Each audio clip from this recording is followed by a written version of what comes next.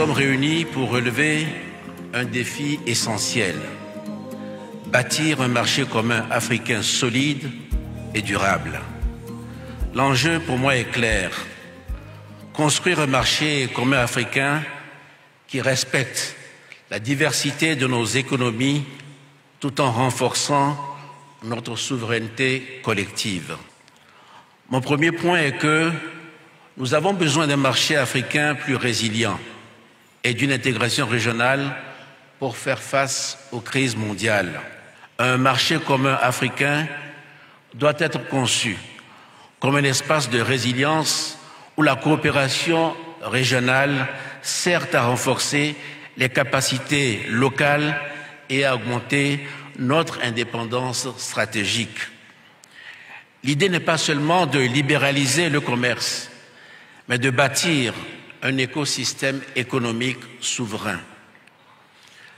Ma deuxième remarque est que notre marché commun doit se construire de manière pragmatique et solidaire.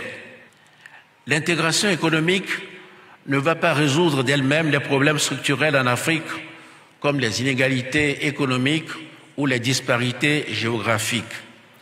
L'intégration économique doit être un moteur d'autonomie et de prospérité partagée.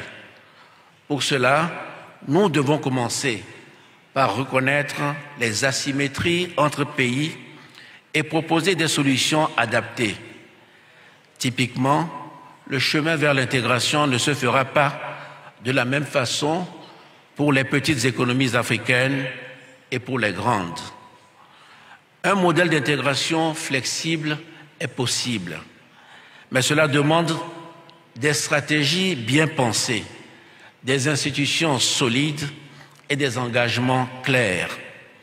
Mon dernier point est que ce sont justement ces infrastructures qui doivent être le socle de notre souveraineté économique.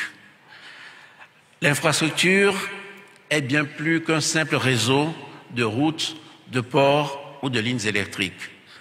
C'est ce qui permet à nos échanges de se faire. C'est ce qui relie nos communautés.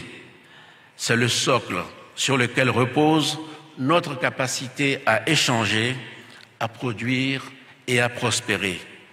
Sans elle, l'idée même de marché commun reste théorique.